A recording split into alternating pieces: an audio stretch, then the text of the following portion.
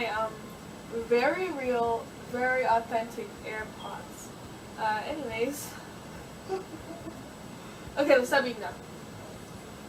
Hi, Pangies. Oh, sorry about my creaky bed. Hi, Pangies. It's your girl, Angie Pangie. Now, my bed is very creaky. I'm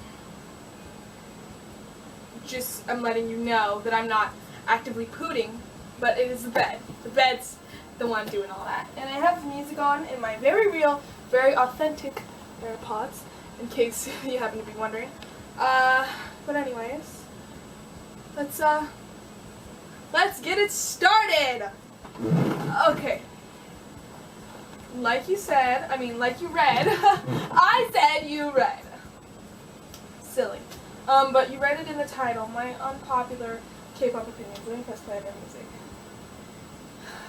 If it's too loud, or if I'm annoyed, I'll turn it off. And if you can hear it in this video, I'm so sorry. It's Easy by Stray Kids. I'm like kind of a Jisung solo stan. I'm not even gonna lie. I like them all, but Jisung, he just... But anyways, let's get on to these opinions. I wrote them down by hand because I was born in 1941, so you know how it is. Oh! Okay. Woo! Okay, so we're already starting controversial. I changed my mind. I'm not listening to music. So, my first controversial, unpopular, super unpopular among the masses opinion. SM is the best out of the big three, music-wise. There's just something that SM has that no other company, not JYP, not YG, they're just not touching it. Like that sound, it's especially good for bringing in an international audience. We saw that with NCT's American marketing, especially for regular. Super M. There's this SM sound that's just so beautiful, so incredible. Like it's one of a kind, truly. And you can hear it in Monster, so Lee and Irene's comeback, which I didn't know if I was gonna like, but I actually like it a lot. And it reminds me of something that Taemin would make or something like that, and I realized that that's just SM sound.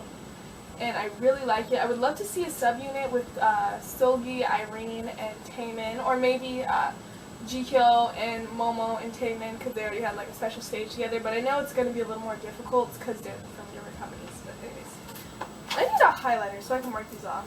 What am I talking? And I got a water too. Okay. Like I said, sorry again. Like. That's just how it's gonna be. Like this whole time. So I don't think that there would be just broadcasting it. So it's mostly for fan service, and so the idols are partly to blame, and so are the crazy fans who take it too far. I don't mind shipping them, like being like, oh my god, look at these friends, like, look at them, I love them, I wish I had a best friend like this, like, they're so cute together, they're so cool, that's fine. But if you're like, oh my god, they're in a secret relationship, and no one knows. Stop it. Stop it and get some help, please. Next! Overly controlling companies do not care about fans' opinions. Let me tell you why. They're still going to make money either way. Especially if they have a big Korean market and it's something that international fans are upset over. Like, if it's something that Korean fans are upset over, you will get an apology like that. If it's something that international fans are upset with, apology who? Apology why? Why would we apologize? Unless they're trying to make their international market bigger, they really don't care. And my best example of this recently would be Pt.1 with the whole, I think it was Wonu, Sookmin, and Vernon. And they were singing this Korean song that's like talking about curry, and like one of the lyrics was like, oh, if someone died next to you while you were eating curry, you wouldn't even notice because curry smells so bad. I was like, really? That's how I know you've never had curry, because Anyways, even the guy who wrote the song apologized because he knew it was out of pocket. But the point is, fans were saying this, that, and the third to Pt.1. Pt.1, let them apologize. Pt.1, please, we just want an apology. You're blowing this out of proportion. If we get an apology, everything will be fine. Sending emails, sending so many things. Yet, nothing. 17 isn't even allowed to post on Reverse and interact with fans until it is screened by the staff. Seriously? That's ridiculous. But then when it's something like Junghan cursing on accident on V Live, then he has to write an apology. It's so ridiculous, but that's the truth. As long as they're still making money, it doesn't matter. Unless fans choose to boycott their next album and say, no, we're not going to pay for the next album, we're not going to watch the music video until 17 apologizes, until we get an apology, then the company will say, okay, now I get it, now I understand. But that's just the way the world turns, unfortunately. Although you can see that some companies actually do listen and show respect, like JYP, when Hyunjin had that whole mess that he did, where basically he had dressed up like a cartoon character, which was basically blackface back then. Although he didn't like put brown on his face, he knew what the character was getting at. And so, fans flooded with emails, on their Instagram posts saying we want an apology, and we got one. And I think that shows that JYP is not only trying to sell Stray Kids to an international market, but maybe that the members advocated for an apology to be made, and that the company actually listened to them. And I would hope that Pt.1 would listen to 17, because 17 is their cash cow. 17 is the reason why Pt.1 isn't bankrupt. But before I continue on this tangent, let's move on.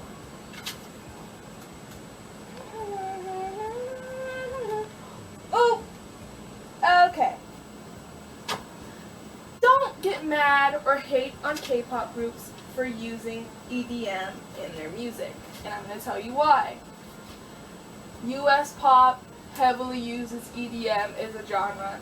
Sometimes I really love EDM, other times it just feels like noise to me.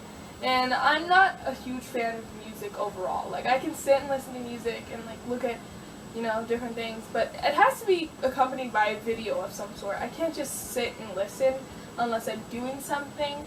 I'm not a huge music fan. I'd rather like watch a show or read a book or something like that. With that being said, I still think y'all are being too picky.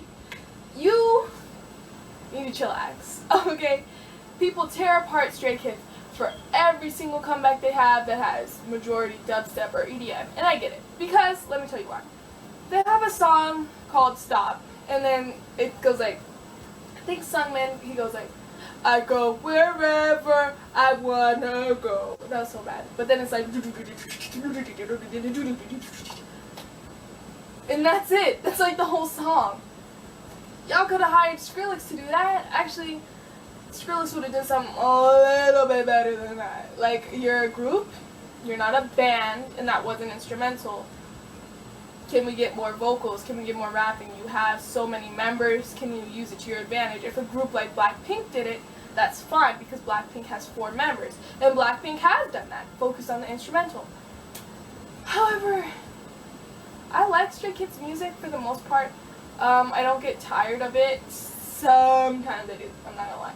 But I don't think they need to be criticized for using EDM. And I've seen this for other groups. When Somi had her comeback, even though she's a soloist, when Somi had her comeback, Birthday, I thought it was a good song.